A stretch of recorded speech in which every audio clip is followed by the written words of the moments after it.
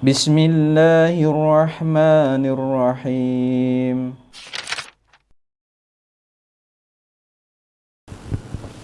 Bismillahirrahmanirrahim. Assalamualaikum warahmatullahi wabarakatuh. Waalaikumsalam warahmatullahi wabarakatuh. Alhamdulillahirabbil alamin alladzi arsala rasulahu bil huda wa dinil haq liyuzhirahu 'ala dini kulli wa kafa billahi syahida.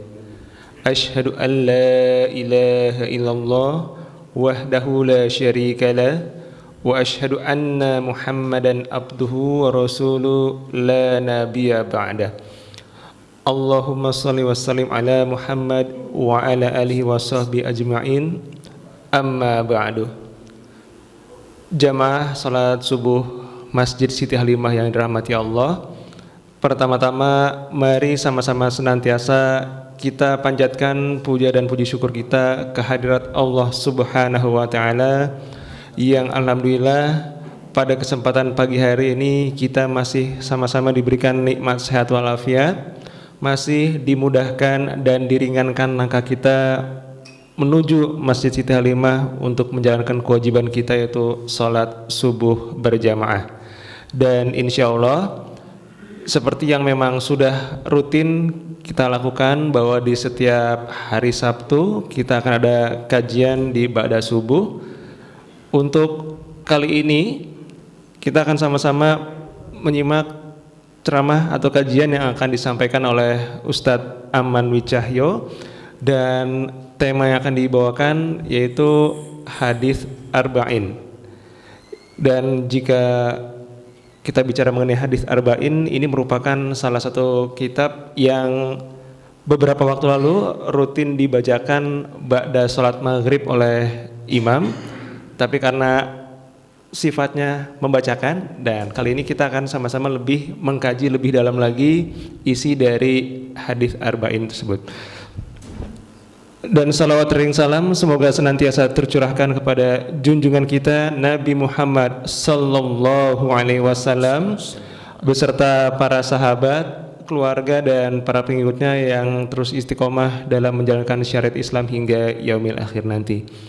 Jamaah yang dirahmati Allah, mari sama-sama kita buka kajian di ba'da subuh hari Sabtu ini dengan membaca lafaz basmalah. Bismillahirrahmanirrahim. Karena itu untuk berikutnya kepada Pak Ustadz kami persilahkan. Bismillahirrahmanirrahim. Assalamualaikum warahmatullahi wabarakatuh. Innal hamdalillah nahmaduhu wa nasta'inuhu wa nastahdihi wa nastaghfiruhu wa natubu ilaihi wa na'udzu billahi min syururi anfusina wa sayyiati a'malina. May yahdihillahu fala mudilla lahu wa may yudlil fala hadiyalah. Allahumma fashalli wa sallim wa barik ala hadan nabiyil karim nabiyyina Muhammadin wa ala alihi wa ashabihi wa man sar ala nahjihi ila yaumil qiyamah wa ba'd.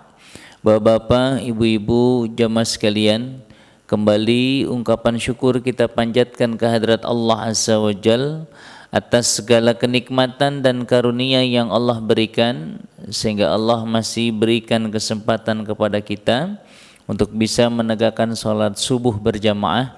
Dan insya Allah kita lanjutkan dengan kajian kita pada pagi hari ini.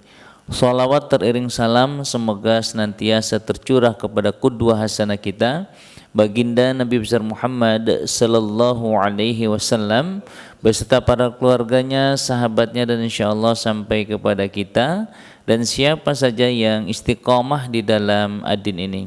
Baik, mari kita luruskan niat kita. Semoga apa yang kita kaji benar-benar menjadi ilmu yang bermanfaat, dan duduknya kita di majlis ini semoga menjadi catatan amal soleh kita di hadapan Allah Subhanahu wa taala. Amin ya rabbal alamin. Baik, kita akan memulai kajian hadis Arba'in An-Nawawiyah. Jadi hadis Arba'in An-Nawawiyah, saya menggunakan kitab Al-Wafi. Ya, Al-Wafi itu jadi syarah atau penjelasan dari hadis Arba'in An-Nawawiyah. yang disusun oleh Imam An-Nawawi. Kita bahas al-hadisul awal ya. Jadi hadis yang pertama judulnya innamal a'malu binniyati.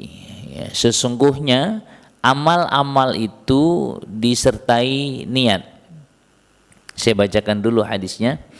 An Amiril Mu'minina Abi Hafsin Umar bin Al-Khattab radhiyallahu anhu qala sami'tu Rasulullah sallallahu alaihi wasallam yaqul innamal a'malu binniyati wa innamal likulli imri'in ma nawa faman kanat hijratuhu ila Allah wa rasulih fa hijratuhu ila Allah wa rasulih wa man kanat hijratuhu lidunya yusibuha aw imra'atin yankihuha fa hijratuhu ila ma hajara ilaihi. Rawahu Imam al-Muhadditsina Abu Abdullah Muhammad bin Ismail ibnu Ibrahim ibnu al-Mughirati ibni Bardisbah al-Bukhari wa Abul Husain Muslimu ibnu al-Hajjaj ibnu Muslimin al-Qusairiyu an-Naisaburiyu fi sahihaihima alladzina huma as-sahhul kutubi al-musannafah. Hadis ini judulnya innamal a'malu binniyat. Jadi sesungguhnya amal-amal itu disertai niat. Hadisnya an Amiril Mu'minin. Hadis ini dari Amirul Mu'minin. Ya, kata pertama kali Amirul Mu'minin itu di zaman Umar. Ya, ini ada kisahnya ya. Jadi kalau pengganti Rasulullah namanya khalifah. Ya, jadi ya orang yang menggantikan Rasulullah itu namanya khalifah. Makanya disebut dengan khalifah Abu Bakar. Jadi Abu Bakar yang menggantikan Rasulullah. Nah, yang menggantikan Abu Bakar siapa? Umar. Maka disebutlah khalifatir Rasulillah. Penggantinya Rasulullah, maksudnya penggantinya Abu Bakar. Nah, itu kan susah ngomongnya, gitu ya. Khalifatir Rasulillah. Nah, maka ada orang pada saat itu mengatakan, ya Amirul Mukminin.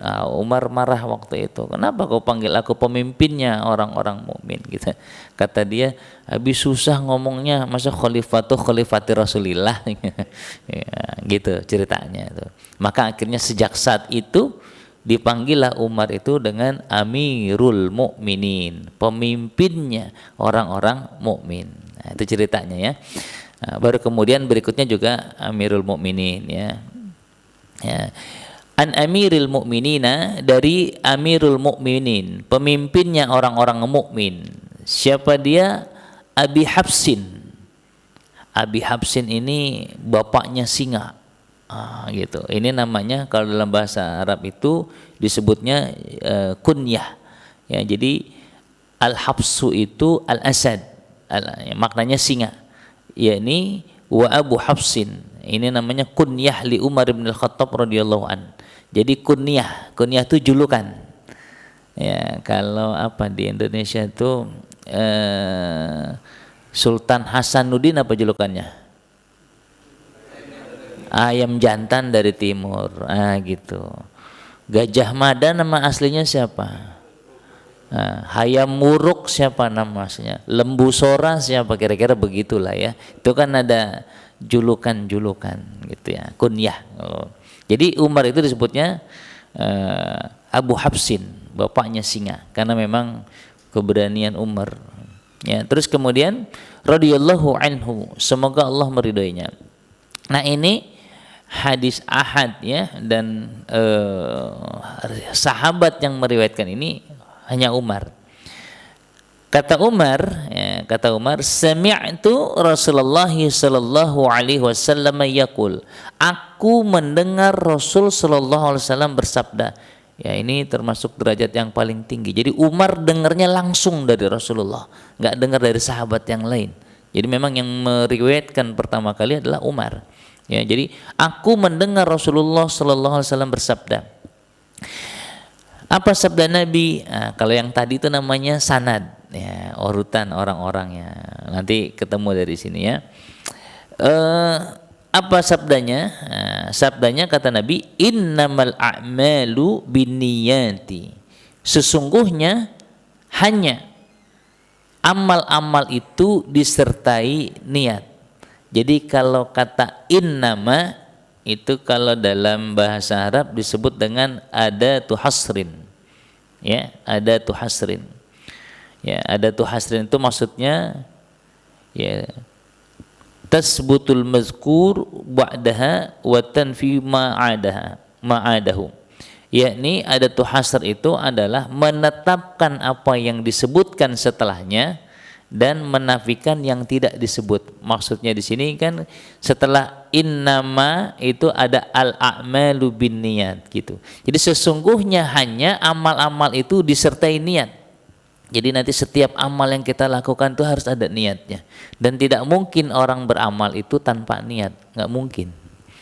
Ya, cuman nanti masalahnya niatnya untuk siapa, niatnya karena siapa. Itu yang menentukan nanti kualitasnya. Gitu ya. Wa innamal likulli imri'in ma nawa, dan sesungguhnya hanya setiap orang itu tergantung apa yang dia niatkan. Ada orang ke masjid niatnya apa? Yang tahu dia. Oh, kalau ke Siti Halimah saya mah sholatnya ke masjid. Kenapa? Dingin, ada AC-nya. Oh, dia niatnya ngadem berarti. Gitu ya.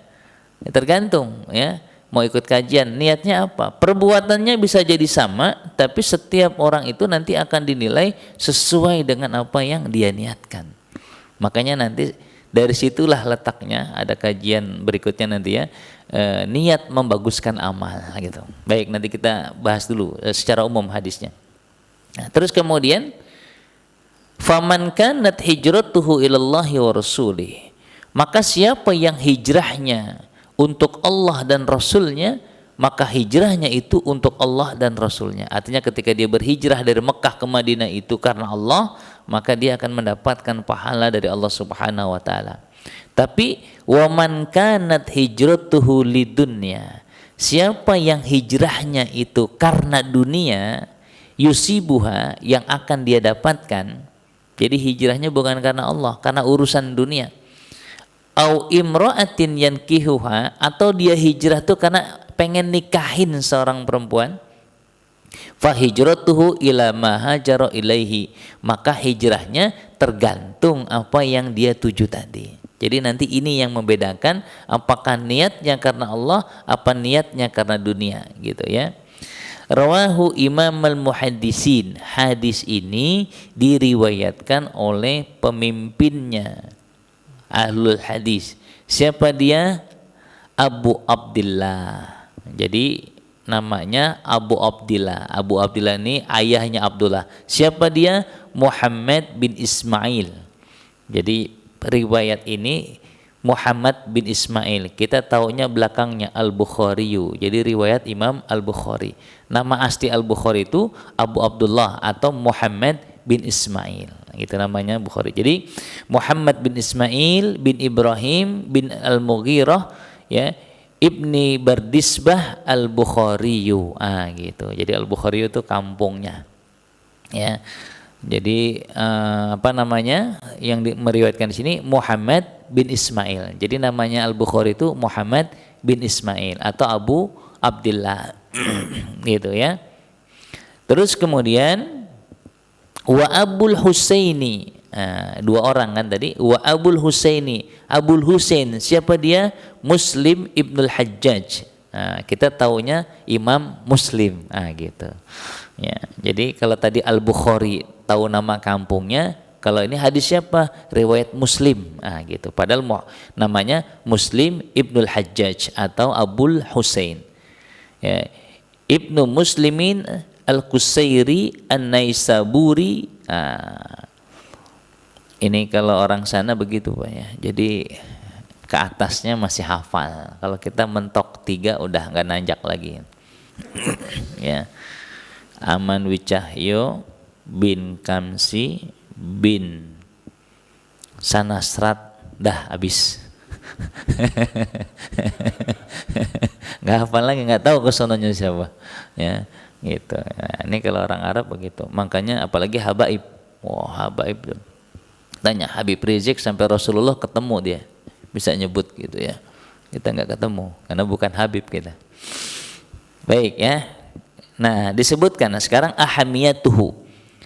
Apa urgensinya hadis ini? Disebutkan inna hadal hadisa minal ahadisil. Jadi hadis ini termasuk hadis-hadis yang sangat penting, ya. Allati 'alaiha madarul Islam, karena apa? Orientasi Islam ini terletak atau berputar pada hadis ini, ya. Fahuwa aslun fid dini, dan ini merupakan dasar atau pondasi dalam agama ini. Dan dari sinilah akan lahir hukum-hukum berikutnya. Jadi nanti akan dari hadis ini innamal a'malu binniyat, ini akan melahirkan hukum, gitu ya. Nah, sehingga di sini wa yatadahu hada min kalamil ulama. Maka kita cukup melihat komentarnya para ulama tentang hadis ini. Bagaimana ulama memandang hadis-hadis ini? Di antaranya qala Abu Dawud, kata Abu Dawud, ya. Inna hadal hadis, hadis ini, sungguh hadis ini, yakni innamal a'malu binniyat, setiap amal itu, sesungguhnya amal itu disertai niat, kata Abu Dawud, nisful Islam, ini setengah Islam, gitu. Ini luar biasa ya, kalau orang hebat tuh begitu Pak, bisa memformulasikan, dikasih hadis yang panjang, oh ini maknanya, dia formulasi, itu orang hebat, ya, nggak susah untuk menyimpulkan sesuatu tuh nggak susah, ya. Maka kata Abu Dawud, hadis ini nisful Islam, setengah dari agama Islam. Kenapa? Kata dia, li'anna dina imma zahirun wa huwal amal, karena sesungguhnya agama itu yakni yang zahir. Yang zahir itu apa? Al-amal, amal. Jadi beragama itu ada amalnya, ada aktivitasnya, ada orang sholat, itu namanya orang beragama, ya. Au batinun wa huwa niyah, atau yang batin, yang tersembunyi, yakni niat. Nah, jadi agama itu ada yang nampak, ada yang tersembunyi, batin. Yang nampak itu amalnya, yang batin itu niatnya. Nah, kita sholat itu amalnya, perbuatannya nampak, batinnya gimana? Nah, urusannya wa innamal likulli imri'in ma nawa. Setiap orang tergantung niatnya masing-masing. Ya.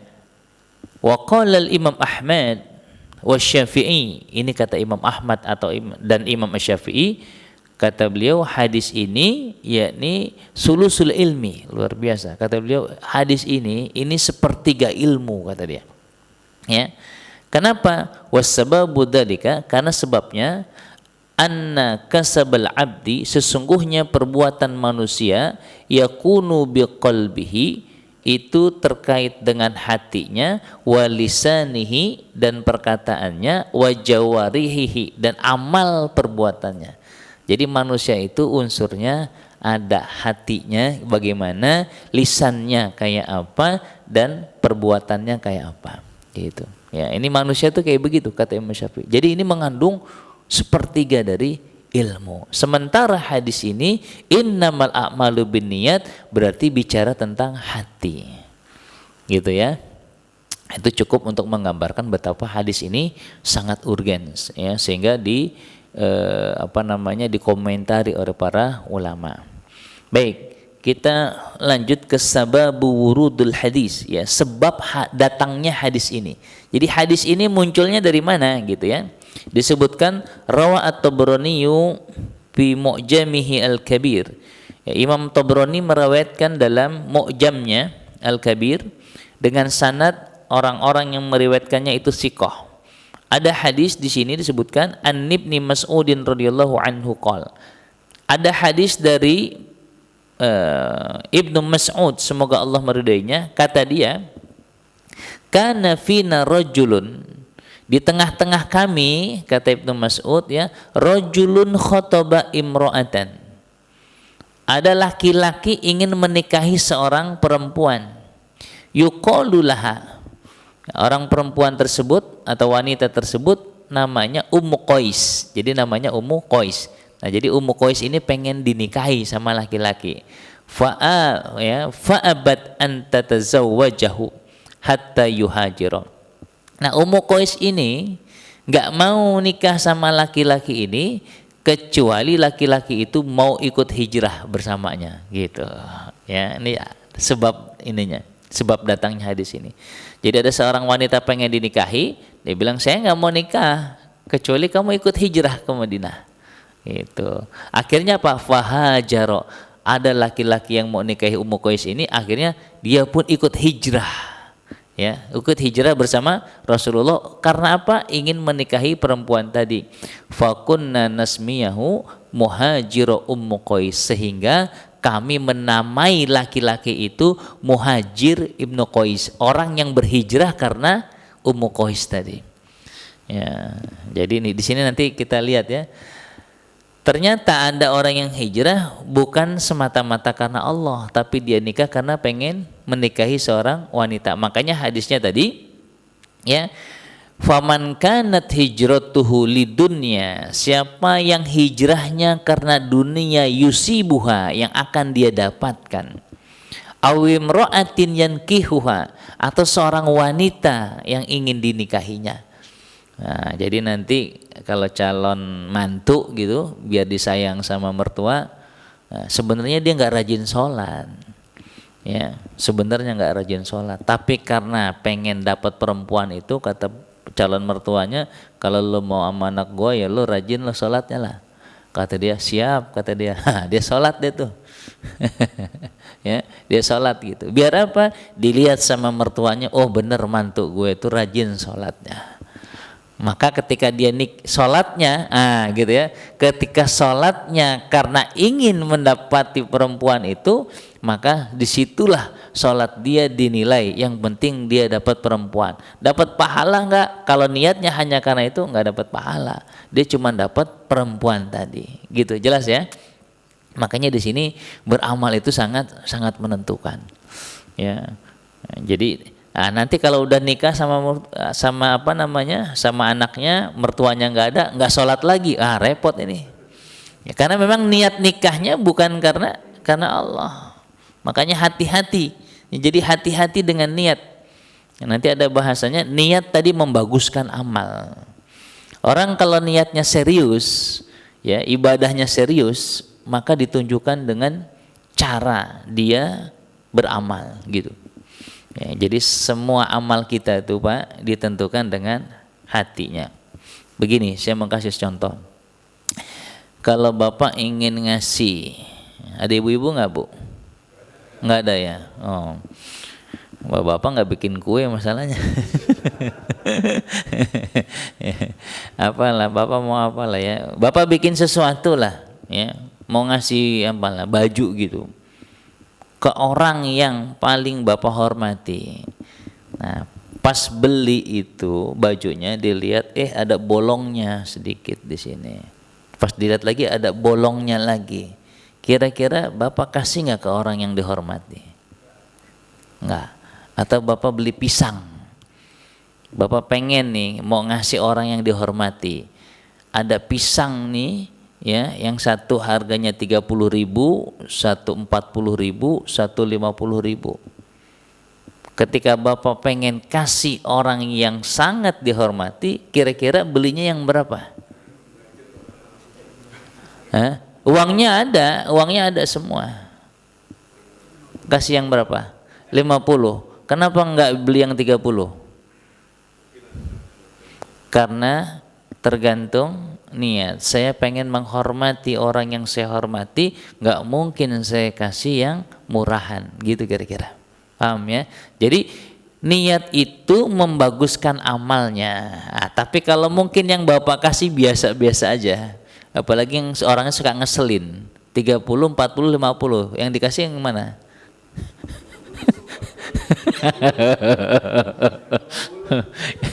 Kata dia, bang ada yang murahan lagi nggak? Paham ya? Niat membaguskan amal gitu ya. Jadi kalau memang yang kita niatnya, dia mah orangnya ini reseknya, udah kasih aja gitu. Ya. Tapi kalau Bapak tadi ya mau ngasih yang 50.000, pas dilihat 50.000 ada, tapi ada dua dari satu sisir, dua potong yang nggak bagus. Gimana perasaannya?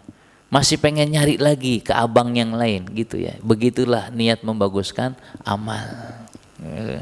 Jelas ya? Baik, kita lanjut. Jadi sebabnya hadis ini diantaranya itu. Kita masuk kandungan hadisnya ya. Fiqhul hadis wa ma yurshidu ilaihi. Kandungan hadis ini ya, dan apa yang diinginkan dari hadis ini. Pertama, yakni istiratun niyah. Disyaratkannya niat atau syarat niat ya. Disebutkan ittafaqul ulama'u ala anna al-a'mal as-sadirah minal mukallifinal mu'minin ya. Sesungguhnya para ulama telah bersepakat yang namanya amal yang dilakukan oleh mukallifin, orang-orang yang terkena beban di antara orang-orang mukmin itu ya, dia harus disertai dengan niatnya di sini. Kenapa? Karena niat di sini akan mendatangkan pahala dari sisi Allah Subhanahu wa taala. Jadi amal itu tidak akan diterima ya kalau tidak disertai dengan niat, dan niat ini menentukan apakah itu akan mendapatkan pahala di sisi Allah atau tidak. Gitu ya. Wa niyatu fil ibadatil maqsudah kas-salati wal haji was shaum. Nah, kalau dalam ibadah yang inti seperti salat, puasa, haji, maka niat itu menjadi ruknun min arkaniha, menjadi rukun di antara rukun-rukunnya. Kayak orang sholat itu harus ada niatnya, gitu ya. Niatnya apa? Niatnya, kalau niatnya karena Allah, maka dia akan mendapatkan pahala. Disinilah letaknya niat itu menjadi rukun di dalam sholat dia. Kalau sholat ibadah yang pokok, yang inti, maka wajib. Kalau nggak pakai niat, nggak sah sholatnya. Ini berbeda dengan melafazkan niat ya. Nanti dua hal berbeda. Antara niat dengan melafazkan niat itu dua hal berbeda. Ya, kalau niat semua orang berniat. Cuma niatnya karena siapa itu tergantung orangnya. Ya, terus kemudian, tapi ya bahkan disebutkan di sini ruknun min arkaniha. Dia yang namanya niat dalam ibadah inti itu menjadi rukun di antara rukun-rukunnya. Fala tasihu illa biha, dan tidak sah ibadahnya kalau tidak disertai dengan niat. Jadi kalau salat ada niatnya. Ya, kalau enggak pada niatnya atau enggak niatnya bukan karena Allah, maka dia tidak bernilai ibadah di sisi Allah. Akan tetapi wa amma makana wasila, kalau ada ibadah yang mengiringi ya ibadah inti, maka di sini terjadi ikhtilaf di antara ulama. Apa contohnya ibadah pengantar itu? Yakni seperti wudu dan mandi. Ya, wudu dan mandi. Kan ibadah intinya salat. Sebelum salat ada apa? Ada wudu. Ya. Sebelum sholat ada wudu, maka wudu ini menjadi pengiring, wasilah agar sholatnya bisa berjalan. Nah, terkait dengan wudu ini bukan termasuk ibadah inti dari sholat, maka terjadi ikhtilaf, perbedaan para ulama tentang niat di sini. Nah, gitu ya. Ini ada bedanya disebutkan. Faqala al-Hanafiyah, kata mazhab Hanafi. Ya, maka yang namanya niat dalam ibadah wudu tadi hiya syartun kamali fiha litahsiliha as-sawab. Jadi kalau niat dalam berwudu itu syarat sempurnanya amal dan untuk mendatangkan pahala. Jadi penyempurna saja menurut mazhab Hanafi, ya. Jadi itu bukan rukun, tapi hanya syarat sempurna agar dapat pahala, gitu. Akan tetapi ya waqala asy-Syafi'iyah wa ghairihim, ya, kalau menurut mazhab Syafi'i maka hiya syartun sihati aidan, Niat dalam berwudu itu termasuk syarat dalam pengertian dia menjadi rukun, ya. Fala tasihul wasailu illa biha. Ya, jadi niat dalam berwudu mazhab Syafi'i itu jatuhnya rukun. Kalau dalam wudu enggak ada niatnya, ya, maka tidak sah itu wudunya, gitu ya. Nah, nanti kalau dalam kajian fikih itu kalau untuk berwudu mazhab Syafi'i rukunnya ada 6, ya. Niat, basuh wajah, basuh tangan sampai ke siku, ngusap kepala, basuh kaki sampai kedua mata kaki, kemudian yang keenam tertib. Jadi niat itu pertama, gitu ya. Nah, jadi kalau ibadah inti semua sepakat niat itu rukun. Tapi kalau ibadah wasilah seperti wudhu dan mandi, niat ini ada ikhtilaf. Kalau Hanafiyah bilang ini syarat sempurnanya agar mendapatkan pahala. Tapi kalau mazhab Syafi'i ini menjadi rukun, ya. Kalau enggak sah wudunya, gitu ya. Baik. Yang kedua, waktu niyati wa mahalluha. Kapan waktunya niat, ya, dan di mana letaknya niat, gitu ya. Waktu niyati awalul ibadah. Waktu niat itu di awal ibadah. Ka takbiratul ihrami bis shalah, seperti takbiratul ihram di dalam salat. Jadi yang namanya niat itu di awal ibadah, ya. Yang namanya niat di awal ibadah. Apa tuh? Seperti takbiratul ihram di dalam salat. Jadi ketika takbiratul ihram itu munculkan niatnya di situ, ya. Jadi ketika Allahu Akbar, itu niatnya munculkan. Mau niatnya sholat apa? Sholat subuh, ya. Nanti ada ta'yin istilahnya, ya. Ditegaskan. Ini kan bisa aja sholatnya, bisa sholat tahiyatul masjid, bisa sholat qobliyah subuh, bisa sholat subuhnya. Kalaupun sholat fardu, bisa fardu maghrib, fardu isya, fardu subuh dan seterusnya. Maka ada ta'yin nanti. Nah, waktunya dulu, saya bicara waktunya. Waktunya kapan? Ketika takbir. Jadi ketika takbir, Allah, munculkan niatnya. Ya, Allahu Akbar. Itu namanya waktu niatnya di situ. Ya. Terus ya seperti tadi kalau haji juga sama, ketika awal, ya. Wal ihrami bil haji, ketika pakai pakaian ihram, ya.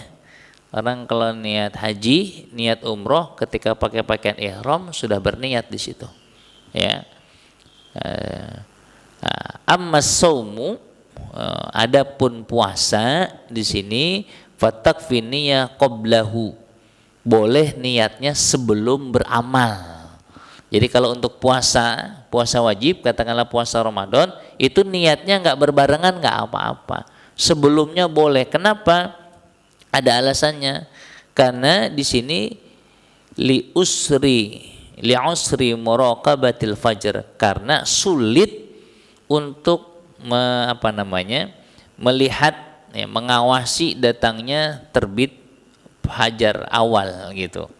Ya, kalau zaman itu kan Pak nggak pakai jam, Pak. Zaman itu patokannya apa, Pak? Alam, ya, alam, ya.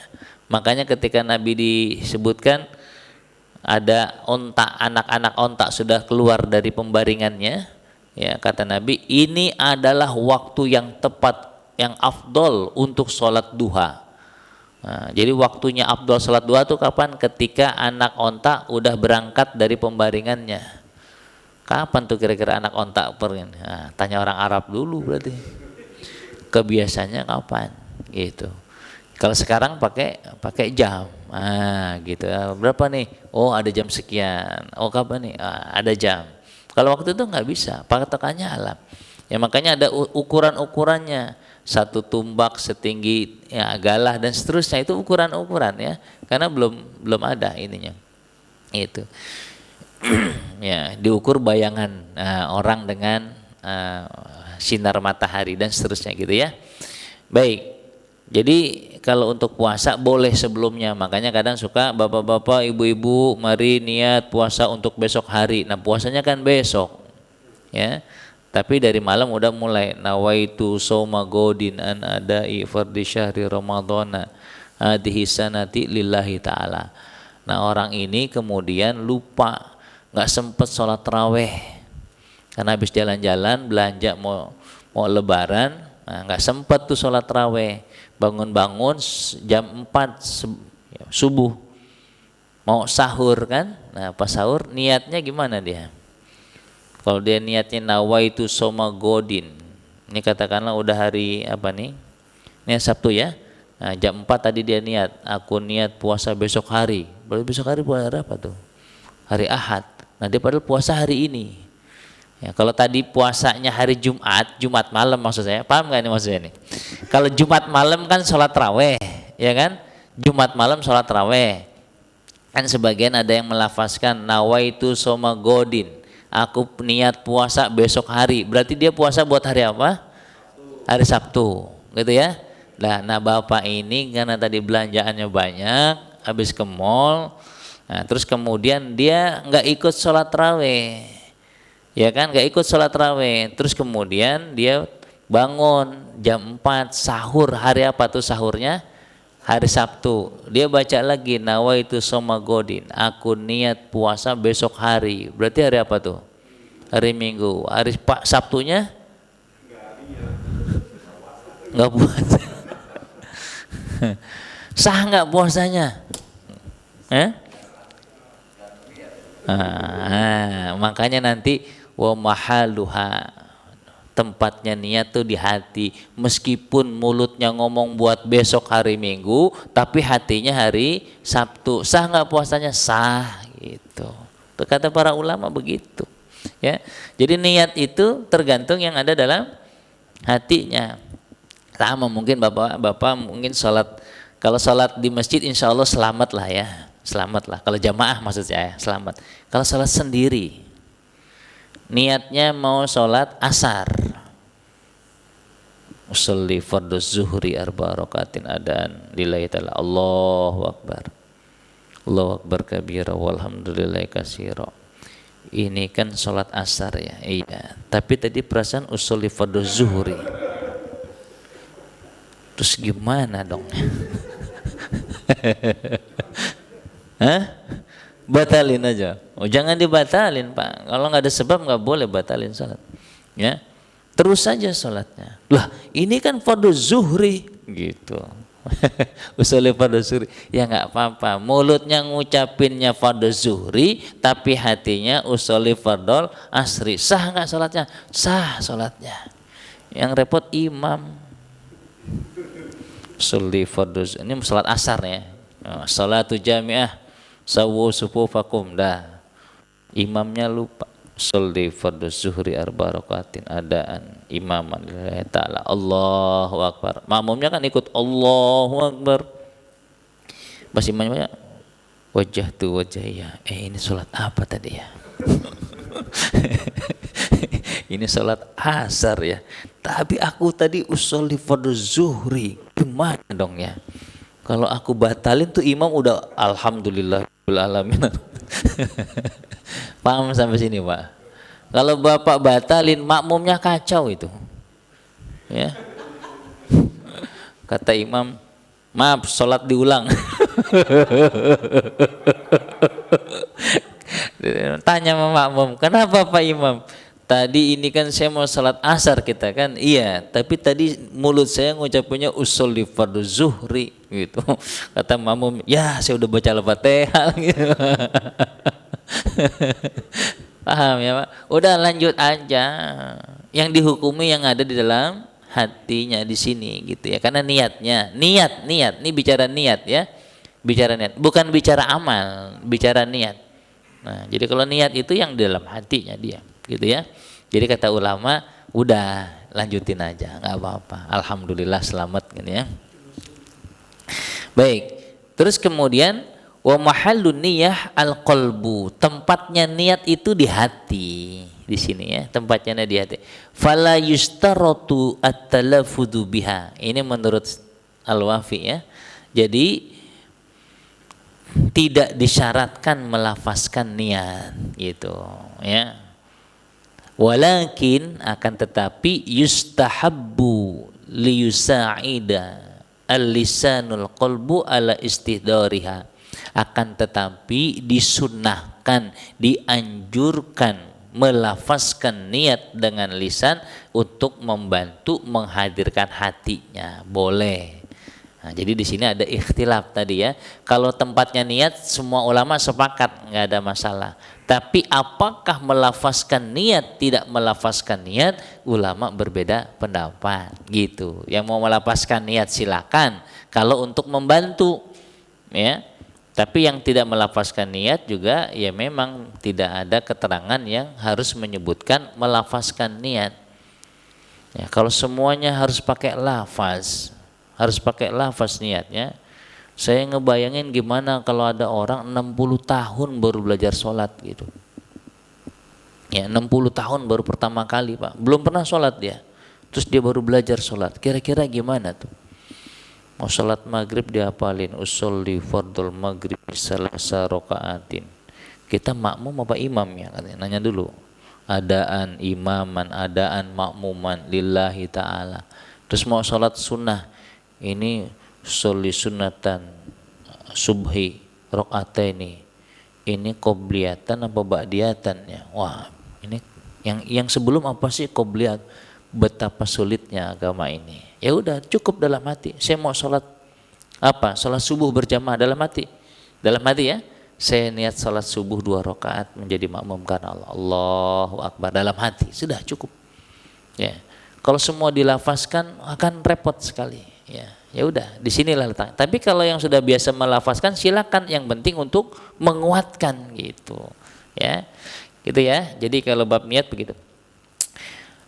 Terus kemudian apa?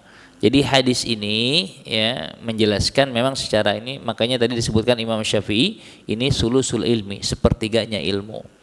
Nah, terus kemudian terkait dengan hijrah, ya hijrah di sini ternyata memang ada orang-orang yang hijrah itu karena Allah, ada orang yang hijrah bukan karena Allah. Ya tadi digambarkan seorang muhajir yang dinamakan dengan muhajir Ummu Qais. Ya. Nah terus terkait dengan hijrah ada keterangan ya la hijrata ba'dal fathi, tidak ada hijrah setelah Fathu Mekah. Jadi waktu itu orang-orang yang ada di Mekah kan hijrah ke Madinah karena kondisinya waktu itu sulit untuk menjalankan ibadah, maka orang-orang seperti ini wajib hijrah. Akan tetapi sekarang Mekah itu di zaman Rasul setelah Fathu Mekah tidak terjadi lagi ya intimidasi yang dilakukan oleh orang-orang musyrikin Quraisy. Maka setelah itu Nabi mengatakan la hijrata ba'dal fathi, tidak ada hijrah setelah Fathu Mekah. Kenapa? Karena Mekah sudah menjadi negeri muslim. Nah, buat kita terkait dengan hijrah ini adalah bagaimana kita mampu meninggalkan sesuatu yang buruk. Nah, ini momennya juga momen hijrah ya, Muharram ya.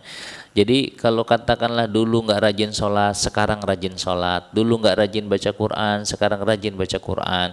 Dulu kurang baik sama keluarganya, sekarang berbuat baik sama keluarganya. Itu hijrahnya kita, meninggalkan dari sesuatu yang buruk atau sesuatu yang diharamkan oleh Allah untuk menuju kepada sesuatu yang diperintahkan oleh Allah. Dulu melakukan sesuatu yang sifatnya maksiat, ya sekarang membangun ketaatan kepada Allah Subhanahu wa taala. Gitu ya. Jadi terkait dengan hadis pertama ini sangat dahsyat ya.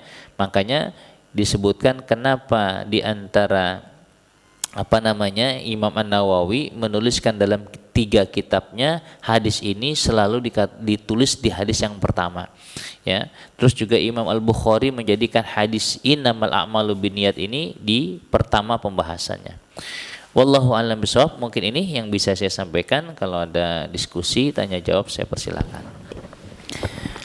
Baik ya. Jadi wa innamal likulli imri'in manawa, dan setiap orang itu tergantung apa yang dia niatkan.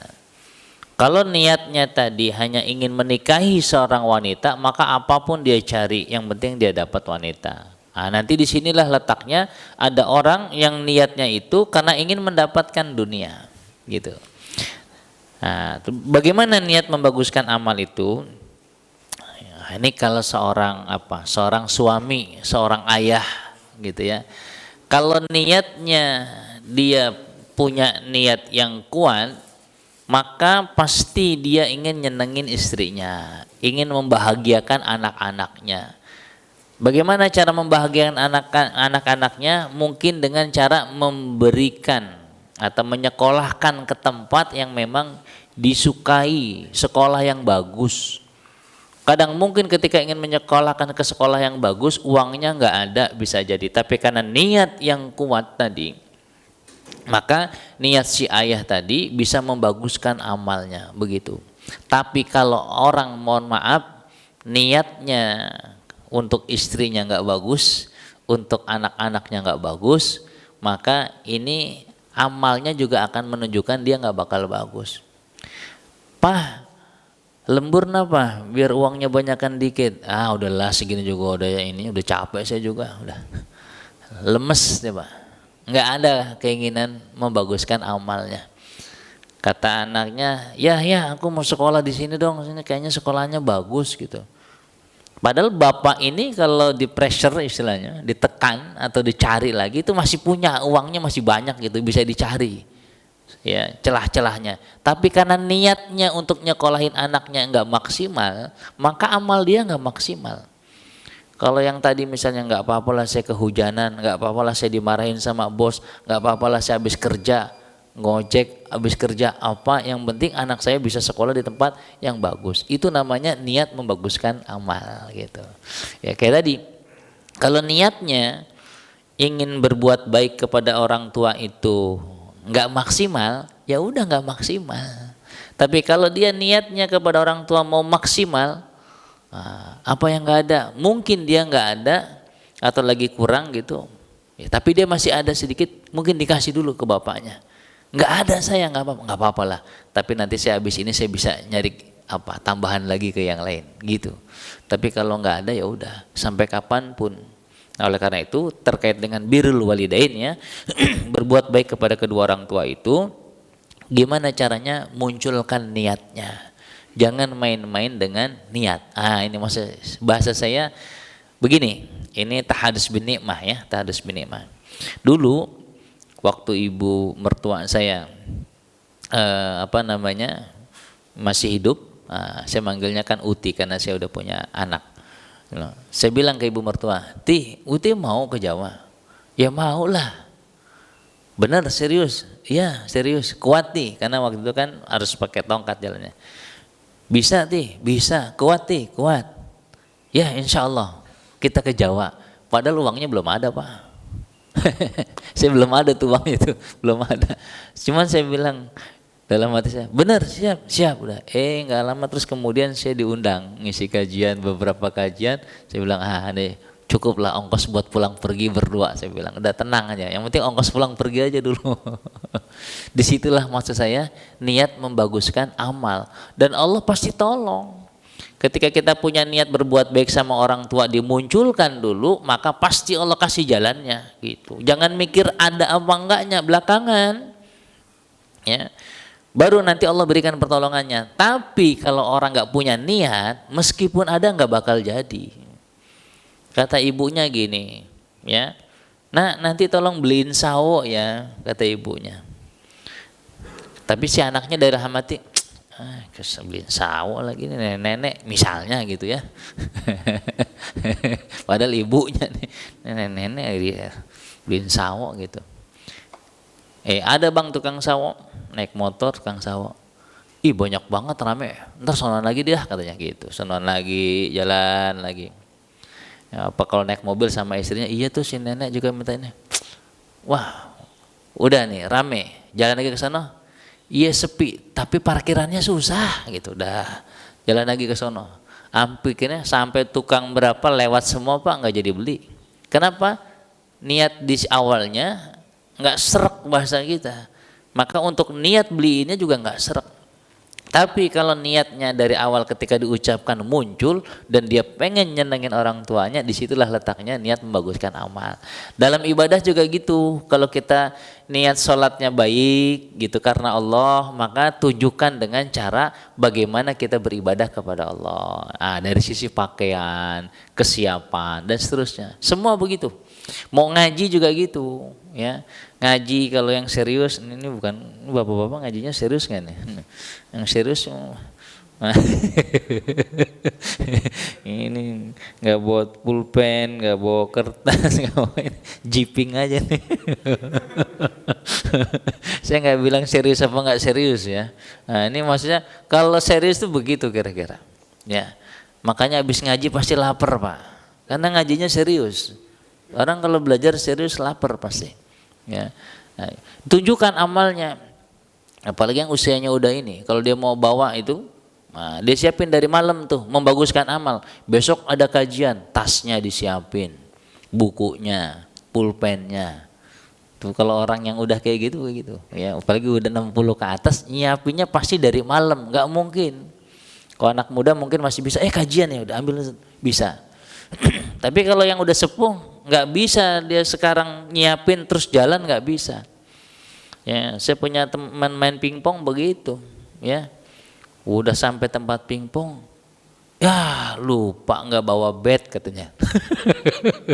Kata dia, biasanya tuh dari malam udah niat Pak, dari malam tuh. Kalau dia mau main besok pagi, malam udah disiapin.